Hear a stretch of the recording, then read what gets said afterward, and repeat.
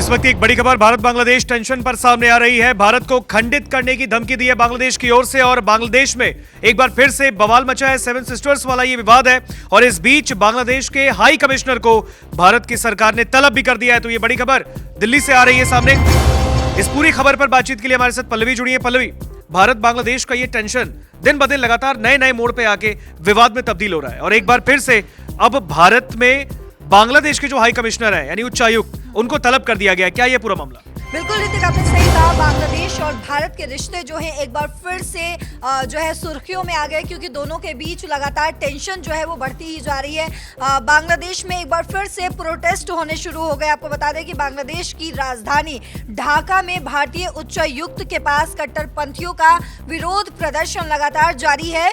ये प्रदर्शन जुलाई विद्रोह के कुछ युवा कट्टरपंथियों की अगुवाई में किया जा रहा है। संगठन का नाम है ओईके जुलाई। इसके अलावा आपको बता दें ये कट्टरपंथी शेख हसीना को दिल्ली से वापस लाने की मांग को लेकर उच्चायोग के पास प्रदर्शन कर रहे हैं। भारतीय उच्चायोग के पास दिल्ली और ढाका को लेकर प्रदर्शनकारी नारे भी लगा रहे हैं। दरअसल एक ऐसी सभा थी जहां पर यूनुस जो है वो लोगों से जो है मुखातिब हुए थे, बातचीत कर रहे थे। उस दौरान ही यूनुस ने ये कहा कि अब जब बांग्लादेश में इलेक्शन होने वाला है तो ये भी संभावनाएं बन रही हैं कि शेख हसीना जो है इस इलेक्शन में पार्टिसिपेट कर सकती हैं, वो भारत से वापस आ सकती हैं, जिससे ये लोग जो है वो एक बार फिर से गुस्से में नजर आए और इस वजह से इन्होंने जो है ये बवाल मचाना फिर से शुरू कर दिया। तो मामला यही है कि वो कहीं ना कहीं ये लोग चाहते हैं कि शेख हसीना जो है वो भारत से वापस ना आए और अगर आए तो जिस तरीके से उनको जो है सजाए मौत जो सुनाया गया है वो उनको यानी कि मौत की सजा जो है वो दे दी जाए। दरअसल द डेली स्टार के मुताबिक प्रदर्शन को देखते हुए बांग्लादेश सरकार ने उच्चायोग के बाहर भारी पुलिस बल जो है वो भी उसकी भी तैनाती कर दी है। वहीं प्रदर्शन को देखते हुए ढाका स्थित भारतीय वीजा केंद्र को बंद कर दिया गया है। वीजा केंद्र ने अपने वेबसाइट पर इसकी जानकारी भी लोगों तक पहुंचाई है। इसके अलावा हिंसक प्रदर्शन की संभावनाओं को देखते हुए नई दिल्ली स्थित भारतीय विदेश मंत्रालय ने बांग्लादेश के राजदूत को तलब किया। भारत ने बांग्लादेशी राजदूत से ढाका में भारत विरोधी अभियान को लेकर नाराजगी भी जाहिर किया और इसके अलावा आपको ऋतिक बता दें साथ ही बांग्लादेश के राजदूत को ढाका में स्थित भारतीय उच्चायोग की सुरक्षा से जुड़े कुछ निर्देश भी दिए गए हैं। तो बिल्कुल आपने देखा कि किस तरीके से बांग्लादेश में जो हालात है इस वक्त, क्योंकि शेख हसीना को जब से पद से निकाला गया, उनके देश से उनको निकाला गया, उनके सरकार को सत्ता से हटाने की पूरी कोशिश की गई और अब मोहम्मद यूनुस जिस तरीके से आप कह सकते हैं कि तानाशाही रवैया वहां पर भी देखने को बांग्लादेश में मिल रहा है। लेकिन अब वो जो बात सामने निकल कर आई है कि भारत को खंडित करने की बात सामने आई है, जो धमकी दी गई है, अब इस पूरे मामले पर भारत ने भी कड़ा रुख अख्तियार कर लिया। भारत ने सीधा बांग्लादेश के उच्च आयुक्त को, हाई कमिश्नर को तलब कर दिया है कि आप फटाफट हमारे पास आइए, ये जो पूरा मामला चल रहा है या तो इसे शॉर्ट आउट किया जाए या फिर आगे इस पर क्या एक्शन लिया जाएगा, इस पर बातचीत हो रही है। हालांकि ये बहुत बड़ी बात हो जाती है कि भारत को धमकी देखने को मिल रही है। ये बांग्लादेश, आप देख सकते हैं कि बांग्लादेश कहीं ना कहीं एक अच्छा रिश्ता पल्लवी शेयर करता था भारत के साथ, लेकिन जब से मोहम्मद यूनुस सत्ता में आए हैं, जब से वो सरकार चला रहे हैं, अपदस्थ रूप से वहां पर सारी चीजें चल रही है, कहीं ना कहीं इंडिया के साथ एक बैर लेने की पूरी कोशिश हो रही है और आप खुली धमकी। बिल्कुल ऋतिका, आपने सही कहा। अभी तक हमने देखा इस वीडियो में कि जिस तरीके से बांग्लादेश में जो है वो प्रोटेस्ट हो रहा है, बांग्लादेश और भारत के बीच जो है वो टेंशन बढ़ गया है। लेकिन आगे अब आपको बताती हूँ कि किस तरीके से बांग्लादेश जो शेख हसीना के पिता मुजीबुर रहमान जो है वो किस तरीके से पाकिस्तान से लड़ते हैं और किस तरीके से तमाम चीज़ें होती है, उसके बाद बांग्लादेश अलग होता है। लेकिन आज वही बांग्लादेश जिसको आज़ाद करवाने में भारत की मुख्य भूमिका थी, आज वही बांग्लादेश जो है वो भारत को तोड़ने की धमकी दे रहा है। इतनी हिमाकत अब बांग्लादेश की हो रही है कि वो पड़ोसी मुल्क का पाकिस्तान और इधर चीन के वजह से शायद कहीं ना कहीं उनके ही बल पर भारत से बैर लेना चाह रहा है। वो जान नहीं रहा है कि जिस देश से वो बैर ले रहा है उस देश ने अगर 2/3 भी हाथ फैला दिया ना, वो बांग्लादेश भी खत्म हो जाएगा। बिल्कुल आपने सही कहा ऋतिक। और अब हम समझते हैं कि आखिर कैसे जो है बांग्लादेश जिसका जन्मदाता जो है वो भारत ही है, उसको तोड़ने की कोशिश कर रहा है ये बांग्लादेश। यानी कहावत है पल्लवी, हमारी बिल्ली और हम ही से में हो। बिल्कुल सही कहा आपने ऋतिक। दरअसल बांग्लादेश की नेशनल सिटीजन पार्टी है जिसका नाम है एनसीपी, उसके एक नेता हैं जिसका नाम है हसनत अब्दुल्ला, जिसने भारत के उत्तर पूर्वी राज्य यानी कि नॉर्थ ईस्ट को जो चिकन नेक है उसको तोड़ने की, उसको अलग थलग करने की बात की है। ये तो एक छोटा सा नेता है, एनसीपी का नेता है, लेकिन इससे पहले अभी जो यूनूस है, जो अंतरिम सरकार जो चला रहे हैं, उन्होंने भी कुछ दिन पहले, आपको याद भी होगा कि चाइना गए थे, चाइना से कहीं ना कहीं रिश्ते अच्छे बनाने की जो कोशिश में लगातार लगे हुए रहते हैं। चाइना से, पाकिस्तान से, तमाम जो मुस्लिम कंट्रीज है उससे अच्छे रिश्ते बनाने की कोशिश करते हैं। और उसी दौरान जो है वो चाइना में ये कहकर आए थे कि हम चिकन नेक पर कैसे कब्जा कर सकते हैं, कैसे चिकन नेक पर जो है हम अपने आर्म फोर्सेस को डिप्लॉय कर सकते हैं, कैसे हम चिकन नेक पर हावी होकर या उस पे हमला करके भारत से नॉर्थ ईस्ट के जितनी भी 7 बहनें यानी कि 7 सिस्टर्स हैं उसको तोड़कर अलग कर सकते हैं। तो ये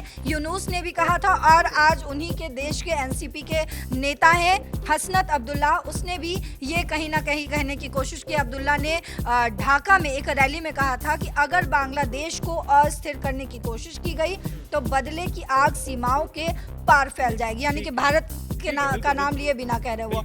उन्होंने भारत का नाम तो नहीं लिया, लेकिन ये भी कहा कि अगर आप हमें अस्थिर करने वालों को शरण दे रहे हैं तो हम 7 सिस्टर्स के अलगाववादियों को भी शरण देंगे। उन्होंने ये भी चेतावनी दी कि बांग्लादेश भारत विरोधी ताकतों को पनाह देगा और उत्तर पूर्वी राज्यों को भारत से अलग कर देगा।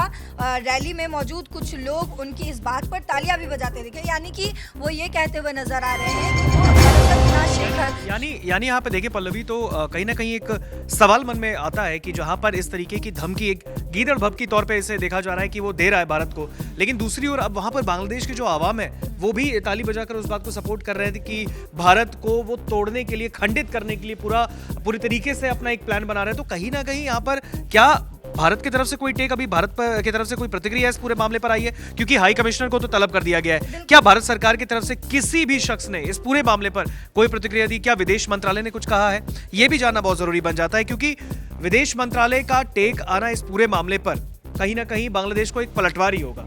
एक तरफ क्योंकि हाई कमिश्नर को तलब तो कर दिया गया, अब उनसे सवाल जवाब होंगे, सारी बातें होंगी कि आखिर क्यों 7 सिस्टर्स का जो ये विवाद है इसको लेकर एक बार फिर से बांग्लादेश इस मामले को तूल दे रहा है। लेकिन सबसे बड़ी बात यहां पर यह है कि भारत के खिलाफ जो प्लानिंग बांग्लादेश कर रहा था, अब जो पर्दे के पीछे चल रही थी पल्लवी, जो आपने बात की चीन में, अब सामने ये आ रहा है खुलकर कि अब बांग्लादेश फ्रंट फुट पर भारत को धमकी दे रहा है। इसका पूरा अंजाम क्या होने वाला आगे वाले वक्त? बिल्कुल ऋतिक, आपने सही कहा, इसका अंजाम जो है वो बहुत बुरा हो, क्योंकि जो जिसका जन्मदाता, अगर हम कुछ गलत करते हैं, हम बच्चे हैं, तो हमारे माँ और हमारे जो पिता है, हमारे जो गार्जियन है, वो हमें सही रास्ते पर लाने की कोशिश करते हैं। लेकिन अगर बच्चा बिल्कुल बिगड़ जाता है तो उसकी जान भी अमेठी जा सकती है। बिल्कुल बांग्लादेश कुछ ऐसी ही हरकत करने की कोशिश कर रहा है, तो बांग्लादेश को अब जो है भारत की तरफ से मुंहतोड़ जवाब जरूर मिलेगा, क्योंकि जिस तरीके से पाकिस्तान जो है बार बार ये कोशिश करता है कि किस तरीके से भारत पर हमला करके वो अपने आप का, अपना वर्चस्व जो है उसको बढ़ाने की कोशिश करता है, तो बार बार भारत जो है उसको मुंह तोड़ जवाब देता है। बांग्लादेश को भी जो है वो भारत मुंह तोड़ जवाब जरूर देगा। हालांकि आपको बता दें कि ये शेख हसीना जो अभी भारत में मौजूद है, उसका नाम इस नेता ने नहीं लिया, हसनत अब्दुल्ला जो है उसने नाम नहीं लिया, लेकिन उसी शेख हसीना को लेकर ही ये जो है बार बार धमकी देने की पूरा मामला तो कहीं ना कहीं अगर हम देखें पल्लवी, तो शेख हसीना से ही तो जुड़ा है। जब से शेख हसीना, क्योंकि उनके प्रत्यार्पण की बात की जा रही है कि उनको बांग्लादेश को सरेंडर कर दिया जाए, भारत सरकार जो है वो कह रही है कि भाई हम बांग्लादेश को इस तरीके से, इस माहौल में तो शेख हसीना को हम सरेंडर करवाएंगे नहीं। लेकिन कहीं ना कहीं इस पूरे फसाद की जड़ शेख हसीना को ही बनाया जा रहा है, और ऐसे में अब बांग्लादेश की तरफ से ये जो सारी चीजें 7 सिस्टर्स को लेकर ये मामला है आगे खंडित किया जाएगा, यहाँ पर खुलेआम धमकी दी जा रही है।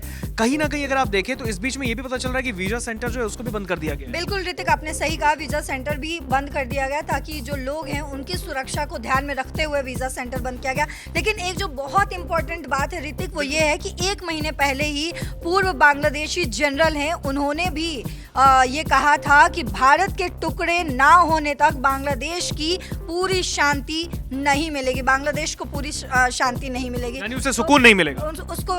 उसको सुकून नहीं मिलेगा। तो ये बड़ी बातें जो है वो बांग्लादेश की तरफ से बार बार कही जा रही है। तमाम जो वहाँ के कट्टरपंथी लोग जो हैं वो बार बार ये कहने की कोशिश कर रहे हैं। इसके अलावा आपने जो वीज़ा सेंटर के बारे में पूछा, एप्लीकेशन सेंटर के बारे में पूछा, तो वो भी आपको बता दें कि दरअसल ढाका में जो भारतीय वीज़ा एप्लीकेशन सेंटर है उसको भी दोपहर के 2 बजे से जो है उसको बंद कर दिया गया। दरअसल वही जो मैंने आपको बताया कि जुलाई ओइका यानी कि जुलाई एकता नाम के संगठन ने आज भारतीय उच्चायोग की ओर से मार्च निकालने का ऐलान किया और उन्होंने निकाला भी, उन्होंने प्रोटेस्ट भी किया।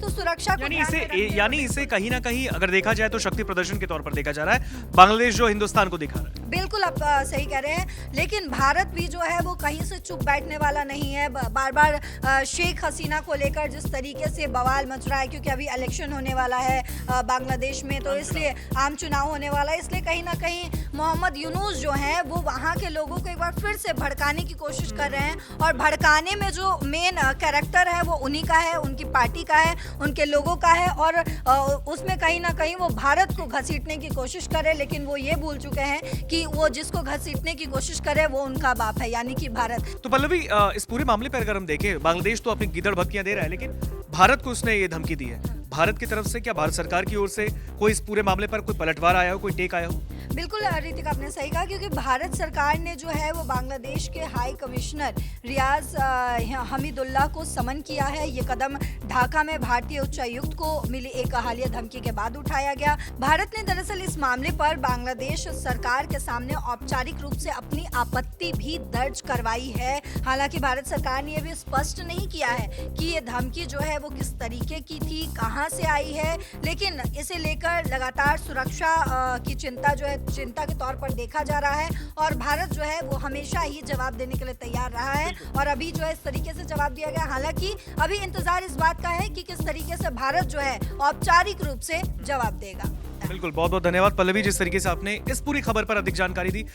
बांग्लादेश के जो मौजूदा हालात है, सियासी हालात, हम सबको पता है, किसी से भी छिपा नहीं है। लेकिन इस बीच अब 7 सिस्टर्स विवाद को लेकर जिस तरीके से एनसीपी के नेता ने, हसनत अब्दुल्ला ने जिस तरीके से ये धमकी दी कि भारत के जो है वो टुकड़े करेंगे, वो धमकी दे रहे हैं। अब ऐसे में ये खबर तो सामने आई कि हाई कमिश्नर को तलब कर लिया गया, लेकिन सबसे बड़ी बात यहां पर यह है कि बांग्लादेश अब भी कोई ना कोई खिचड़ी पका रहा है पल्लवी। और ऐसे में देखना यही होगा कि भारत सरकार जल्द से जल्द क्या एक्शन इस पर लेती है। क्या उच्च आयुक्त को भारत से जो दिल्ली से है उसे निकाला जाएगा? क्या वहां पर बांग्लादेश में जो इंडियन एम्बेसी में भी कहीं ना कहीं जो हमारे उच्च आयुक्त होंगे, क्या उनको वापस बुलाया जाएगा? तो ये सारी जो तस्वीरें हैं ये सामने कुछ देर में निकलकर सामने आएंगी। लेकिन फिलहाल 7 सिस्टर्स विवाद को लेकर अब बांग्लादेश पर्दे के पीछे से नहीं, सामने फ्रंट फुट पर आकर भारत को धमकी दे रहा है। लेकिन बांग्लादेश शायद इस बात को भूल गया है, शायद उसे इस बात का इल्म नहीं है कि अगर वो भारत से सामने खड़े होकर भारत को चेताएगा तो फिर भारत की एक दहाड़ में ऐसे 100 बांग्लादेश तबाह हो जाएंगे।